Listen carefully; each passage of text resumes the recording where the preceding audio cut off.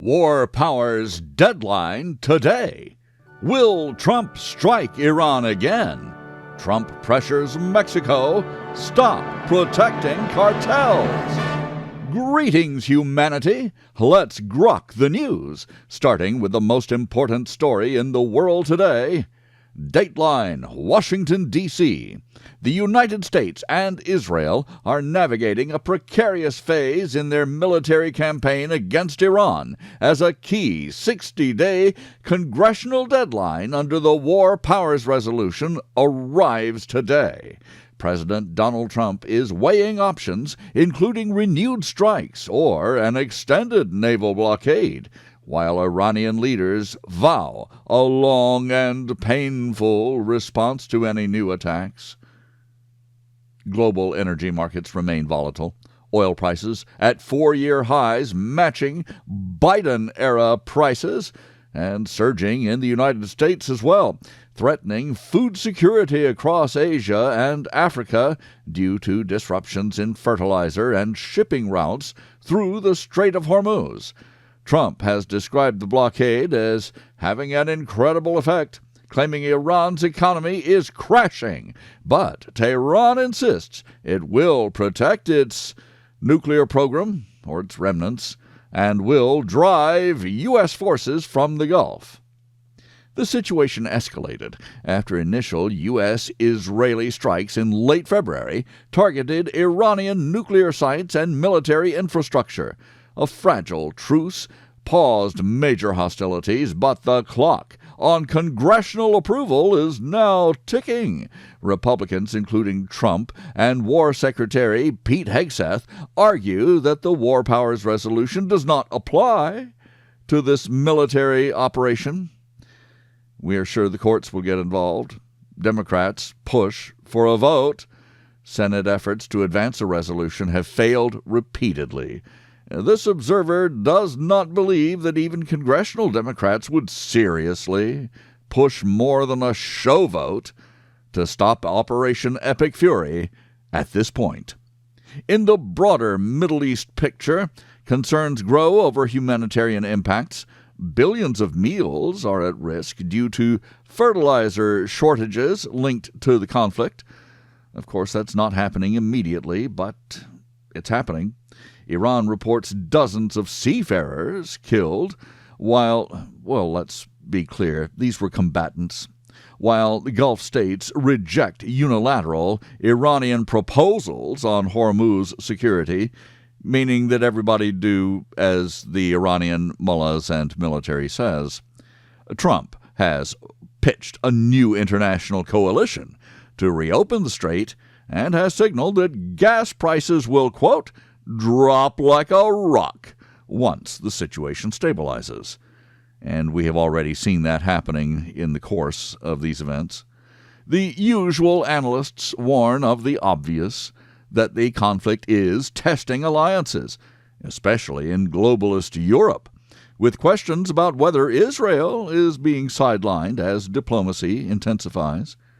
Amid conflicting reports concerning the health or even the life of Iran's latest supreme leader, the grievously injured son of the late supreme leader, killed when Operation Epic Fury began. Well, this dubious figurehead has allegedly issued written warnings about U.S. presence in the Gulf. Meanwhile, commercial flights have cautiously resumed from Tehran's main airport amid a sense of uneasy normalcy in some parts of the country. This story dominates global attention as economic ripple effects from higher energy costs to a potential food crisis reach far beyond the region. The coming days will determine whether the conflict de-escalates through negotiation or reignites with fresh military action. This observer is betting we're about to see a bit more conflict as the Iranian economy collapses. I'm Robert Gardner, using Grok each weekday to truthfully summarize the news and I season it with my opinions. That's what you're here for, right? We review a roundup of the most critical reports in the world right after this. God with Us, the story of Jesus, is a full blending of all of the Gospels into one continuous narrative, missing nothing from the Savior's life. Inspired by the majestic text of the King James Bible, God with Us is adapted to modern language, formatted for easy reading. This is a faithful paraphrase, divided into brief stories fit for daily Bible study. Find God with Us by me, Robert Gardner, at Amazon.com or wherever books are sold. Now, we grok the headlines from around the world. Dateline, Washington, D.C. New footage released by authorities shows the chaos from the April 25th attempted assassination at the White House Correspondents Dinner. Suspect Cole Thomas Allen, age 31, of Torrance, California, charged through security in just seconds, exchanged gunfire, wounded a Secret Service officer at close range before he was himself subdued. He faces charges including, obviously, the fourth Democrat attempted assassination of President Trump. Dateline, Mexico City. The Trump administration's Department of Justice is intensifying pressure on Mexico, indicting the Sinaloa governor and forcing President Claudia Sheinbaum to choose between protecting her ruling party and combating the narco-terrorist cartels who run the ruling party in Mexico. Sheinbaum has instead, of course, doubled down on shielding cartel-connected figures. Meanwhile, Border Patrol gotaways have plunged 97% from Biden-era peaks due to special operations driving record lows in illegal immigration across the southern border. Dateline, Southern Lebanon. Israeli forces carried out deadly strikes on targets in southern Lebanon, Hezbollah targets in southern Lebanon, despite the fragile ceasefire, raising fears of broader escalation across this volatile border. It is only fair to notice that Hezbollah forces started firing first. Dateline, towns in Australia. Violence erupted in one Australian town after police arrested a man suspected in the murder of a girl. This led to protests, clashes with authorities, and community calls for justice. Throughout Western civilization, people are really fatigued by what's been going on. Dateline, Minnesota. Here's another such story. A former Minnesota criminal investigator testified under oath that state government officials harassed and bullied his department in what he described as an alleged cover-up of fraud allegations. And, of course, most of these were from Somali migrants. Dateline, Naypyidaw, Myanmar. Myanmar's military junta detained former leader Aung San Suu Kyi from prison to house arrest as part of a prisoner amnesty for a Buddhist holiday. The Nobel laureate, who has been held since the 2021 military coup on charges widely viewed as politically motivated, will now serve the rest of her sentence under house detention in the capital. I suppose that's an improvement over the way some of these nations operate. This observer notes that for all of the Democrat angst about the U.S. president being a fascist, Republican presidents, unlike Democrat presidents, do not politically jail the politically opposition. Dateline, Washington, D.C.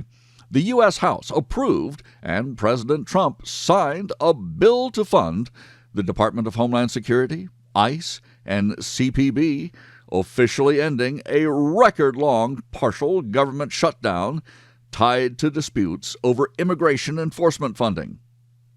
This observer notes that no version of the SAFE Act, election reforms, has been touched by the ever-corrupt and ever-spineless Republican majority in the U.S. Senate. Dateline Nagorno-Karabakh. Muslim Azerbaijan faces accusations of systematically destroying Armenian churches and cultural sites in the territory that it conquered in Nagorno-Karabakh, drawing international condemnation for alleged cultural erasure following the conflict. Nothing new in that region, and the Armenians can tell you that. It's especially what Shia Muslims tend to do when they gain power: erase, deface, destroy, assault, rape, and murder. Dateline: the U.S. courts. An illegal immigrant received a 2-year prison sentence for killing 16-year-old Megan Ratliff in a drunk driving crash, prompting renewed debate over sentencing leniency in such cases. Dateline London. UK police charged Asa Suleiman with attempted murder after he allegedly stabbed 2 Jewish men in Golders Green, London. The anti-Semitic attack has led authorities to raise the terror threat level and sparked widespread concern in the Jewish community. This observer wonders if the UK is actually starting to enforce laws against violence and sexual assault in merry old England, even against Muslim migrants. Is the king paying attention? Dateline Washington, D.C. King Charles III and Queen Camilla wrapped up their U.S. state visit with a solemn stop at Arlington Cemetery and a community block party in small-town America. In a diplomatic nod, Trump removed tariffs on Scotch whiskey. So this observer thinks that and the White House gift of honey are not bad tokens. If the UK wants more than tokens, they need to actually rejoin Western civilization rather than operating as some branch of an Islamic caliphate. Dateline various U.S. cities. New York Democrats, of course, condemned recent political violence as critics highlighted their past incitement rhetoric. They're still engaging in the rhetoric of violent incitement. Separately, Stacey Abrams defended the evil grift of the notorious Southern Poverty Law Center after federal fraud charges, such as financially supporting the KKK and the white supremacy groups they pretended to fight, while Graham Plattner called for shutting down the Trump administration.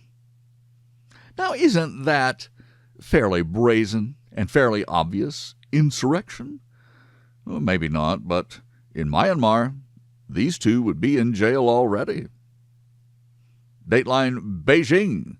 China has scrapped tariffs for nearly all African nations in a major trade policy shift, leaving only one country unaffected as part of the broader efforts to strengthen economic and diplomatic ties across the continent.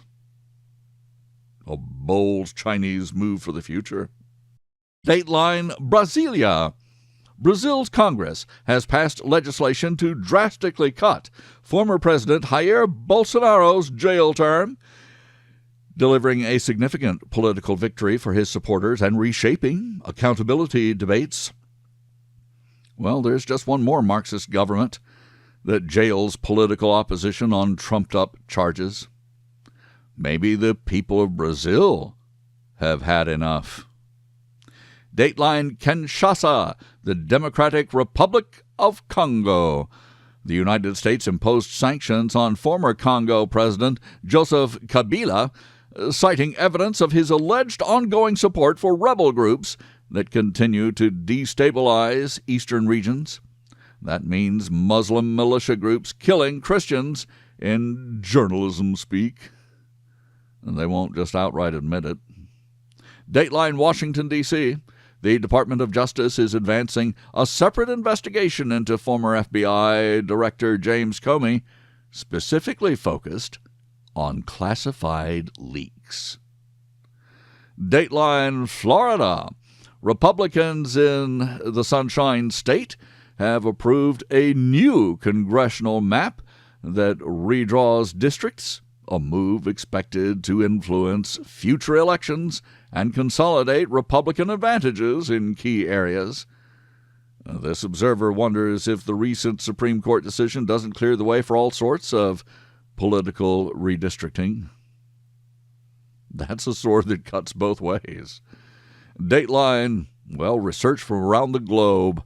Scientists report that psilocybin from so-called magic mushrooms shows early promise in helping people quit smoking by potentially resetting brain responses to nicotine addiction.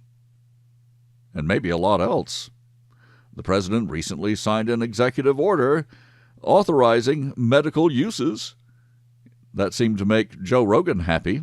I don't know what his medical need is. But I thank you for listening. Please join me Monday to once again grok the news. I'm Robert Gardner. Godspeed and God bless.